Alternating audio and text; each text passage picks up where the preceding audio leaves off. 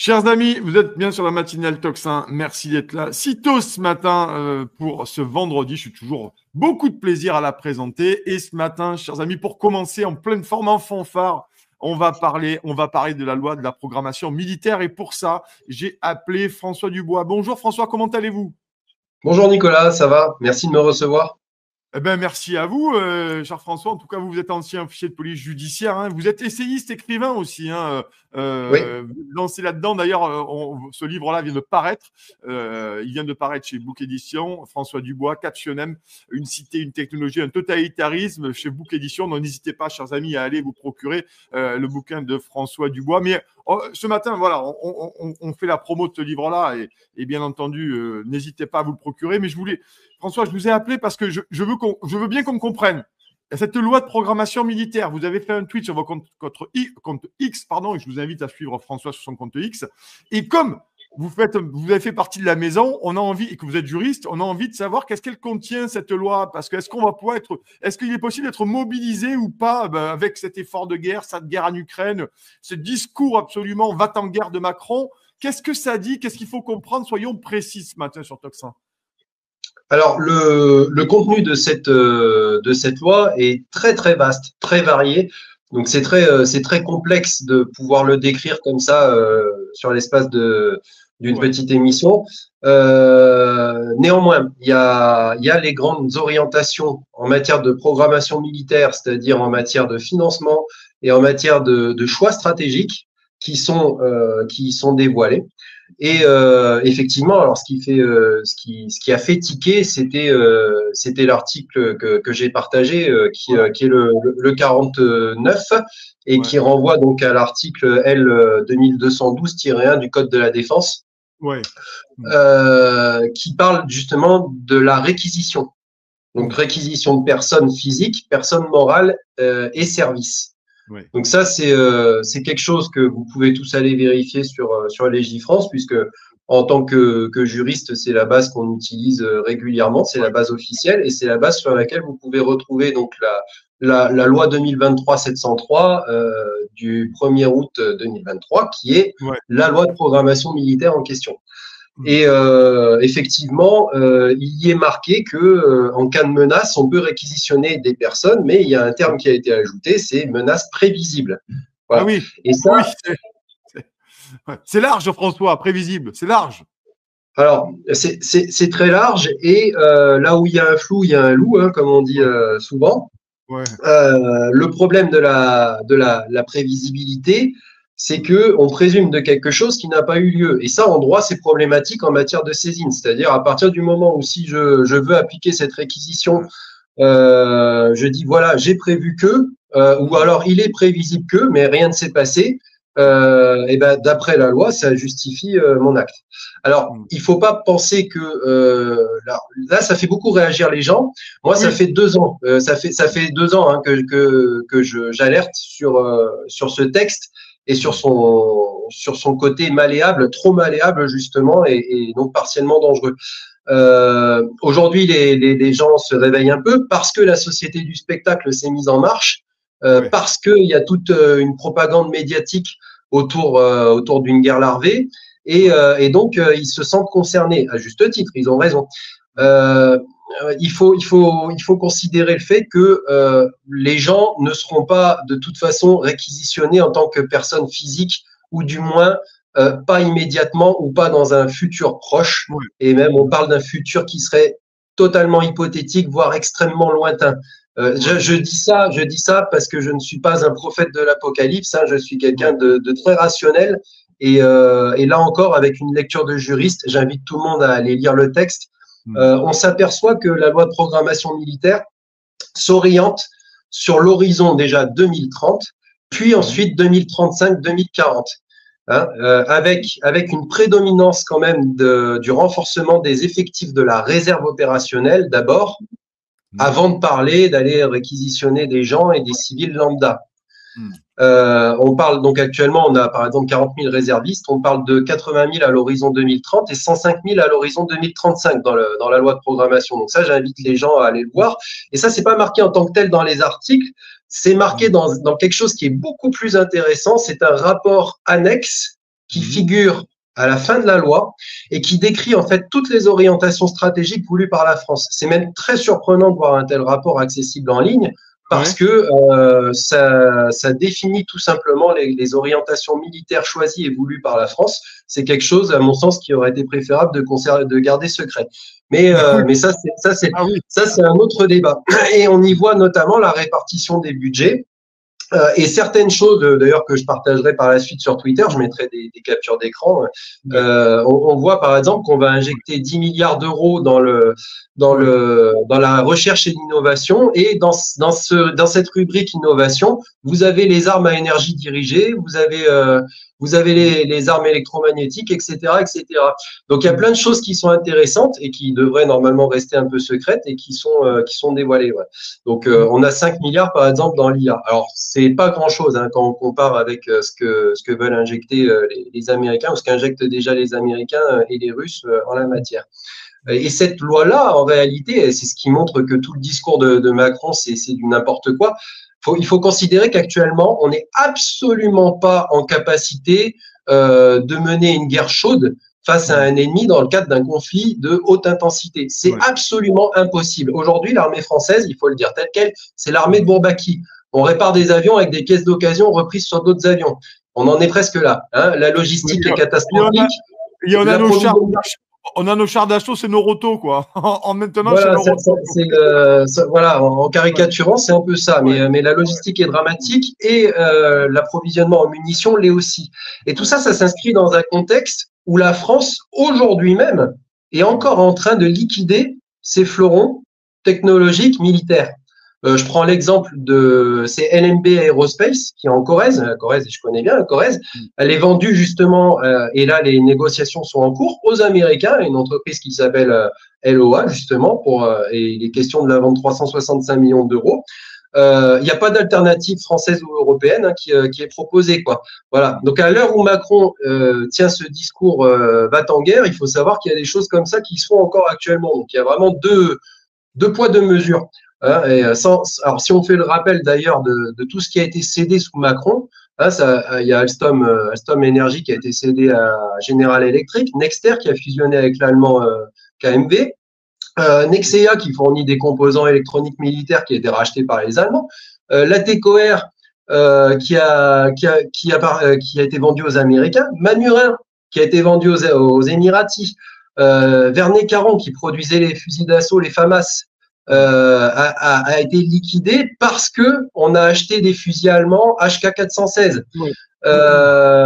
Il y a donc la manufacture d'armes de Saint-Étienne qui a fermé, la manufacture d'armes de Tulle qui est transformée en musée des armées. Voilà, on a l'industrie manufacturière de toute façon qui est passée de 14% du PIB en 2000 à 9% du PIB en 2023.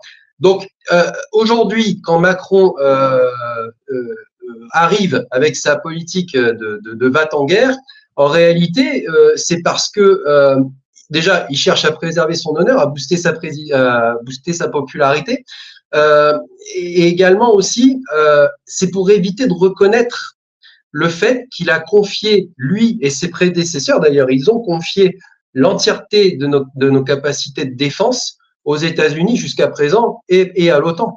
Et aujourd'hui, avec le changement radical géopolitique qui est en cours, on se retrouve, pardonne-moi l'expression, mais on se retrouve à poil. Et donc, il faut justifier des décennies et des décennies de retard à rattraper. Et donc, comment le faire quand en plus on a été grandement humilié finalement dans la défaite ukrainienne et qu'on n'a aucun poids dans les négociations sur la paix en cours. Donc, il faut monter tout un narratif. Et ce narratif, en plus, il va permettre à Emmanuel Macron de justifier le fait qu'on va se serrer la ceinture et peut-être même de justifier des réformes économiques qui seront dures pour les Français. Mais ce sera facile de le faire avaler aux Français parce qu'on dira, vous comprenez, on a créé un ennemi, les Russes, ils sont à notre frontière et les chars russes vont rouler sur les Champs-Élysées si on ne se serre pas la ceinture. Donc, il y a tout ça qui s'imbrique l'un dans l'autre et qui contribue à développer ce scénario. Puis après, il y a les transferts d'argent aussi qui sont très importants. Aujourd'hui, on donne des milliards à l'Ukraine, mais ces milliards, en réalité, ils circulent dans des circuits bien définis. Et au final, il se retrouve dans les poches de personnes qui constituent cette oligarchie et ce consortium d'entreprises qui est finalement cet hégémone apatride qui prône le mondialisme et l'euro-mondialisme d'ailleurs. Donc autrefois d'ailleurs cet hégémone était soutenu par les Américains parce qu'ils avaient placé comme en France des présidents qui étaient compatibles comme Biden. Aujourd'hui c'est plus le cas. Donc il y a vraiment aussi une grosse histoire d'argent et d'enrichissement de certaines personnes derrière tout ça. Donc ça c'est très complexe, très intéressant. Zelensky lui-même, François, Zelensky lui-même a viré plusieurs de ses hauts commandants généraux ministres pour des affaires de corruption. C'est pas moi qui le dis, c'est pas toi qui le dis, c'est Zelensky lui-même qui a fait à plusieurs reprises en 3 ans le ménage autour de lui. Bien sûr. Pour des détournements d'aide européenne et d'aide tout court. Donc ça se pose quand même. Ça c'est factuel à l'attention de nos amis fact-checkers. Ça c'est factuel. Là-dessus, donc pour finir là-dessus, François, il faut quand même regarder un œil, j'imagine, cette loi de programmation militaire, ou du moins les évolutions à venir, c'est ça, parce que tout de même, on est toujours très inquiet avec un gars comme Macron à la tête du pouvoir, et qui est notamment chef de guerre, il faut quand même jamais l'oublier. Alors oui, on peut. Dans mes analyses l'année dernière, ce qui se passe aujourd'hui, je l'ai parfaitement anticipé et c'était à mon sens très prévisible. Ce qui se passe aujourd'hui, je l'ai anticipé en cas d'élection de Trump. J'avais dit voilà ce qui se passera en Europe. Il y aura forcément un renforcement totalitaire, on va dire, puisque l'Europe va se retrouver en position isolée face à la multipolarité du monde. Donc son modèle devient exclusif. Par conséquent, elle va devoir censurer et renforcer son totalitarisme. Ça, c'est une conséquence naturelle. J'entends par là que il va y avoir de la censure et qu'on va rentrer dans un état de guerre froide, en quelque sorte, face au reste du monde. Donc ça, c'était une première évidence. La deuxième évidence, c'est le temps passe très vite. C'est-à-dire que la loi de programmation, comme je disais, ça fait déjà 2 ans que j'alerte dessus, ça fait 2023. Aujourd'hui, on est en 2025 et finalement, cette alerte se concrétise un peu dans les faits. Donc, nous arrivons à la moitié de la décennie et il faut pas oublier que maintenant que Trump est élu, le temps d'un mandat présidentiel, c'est 4 ans. Donc, ça veut dire que là, le chronomètre est déjà parti. Ça fait moins de 3 ans qu'il reste. Enfin, moins de 4 ans, pardon. Ça fait 3 ans et des brouettes. Et ça passe très très vite.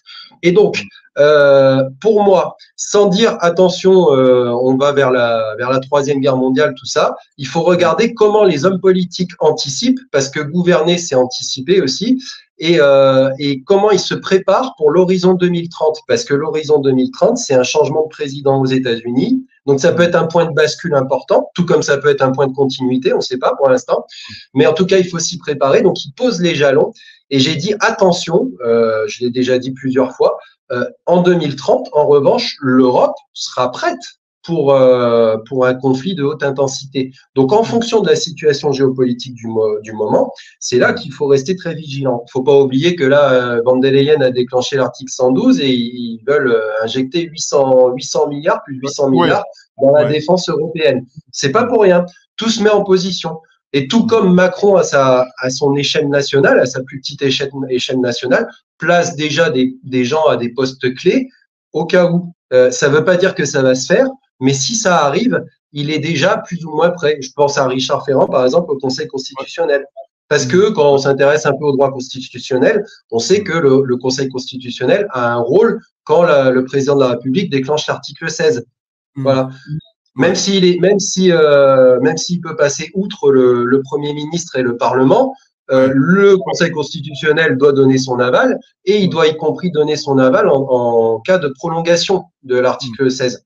C'est-à-dire qu'il y a le Parlement qui intervient sur les 30 premiers jours s'il veut, et après, c'est le Conseil constitutionnel au bout de 60 jours qui donne son avis sur la prolongation. Donc, c'est bien d'avoir un copain à cet endroit-là. Voilà, donc tout ça pour dire que c'est comme un échiquier sur lequel les pions se mettent en place et il faut surveiller vraiment la situation géopolitique de près et voir les évolutions. Mais là, en tout cas, la loi, quand j'invite encore les gens à la lire, on voit que tout est fait pour prépositionner l'Europe prête à combattre horizon 2030, avec encore des renforcements conséquents en 2035-2040. Voilà. Ouais. Là, Mais on va suivre. même si le retard à rattraper est énorme. Hein. Énorme. Je n'ai pas parlé de l'aviation, des avions de 5e, 6e génération, tout ça, parce que voilà, mais c'est évoqué dans le projet. Mais le retard à rattraper est énorme pour les Européens. Faut vraiment le préciser. On va suivre ça, nous, concrètement. Merci, François, d'être venu ce matin pour nous alerter là-dessus. Et chers amis, je vous le rappelle. Merci à vous. Avec plaisir, François Dubois vient de sortir Captionem, une cité, une technologie, un totalitarisme chez The Book Edition. N'hésitez pas à vous le procurer. Et bien entendu, on en parlera dans nos prochaines matinales. Merci François d'être venu ce matin sur Tocsin pour nous éclairer cette loi de programmation militaire. Bonne journée. Merci, nous, on suit la matinale. Allez. Vous avez aimé cette émission, vous voulez que l'on continue d'exister et de creuser ces sujets, sachez que nous n'avons ni subvention, ni milliardaires, ni oligarques derrière nous, que nous ne dépendons que de vous. Donc faites un don à toxin-media.fr, toxin-media.fr, et encore mieux, faites un don régulier pour que nous continuions d'exister. Merci.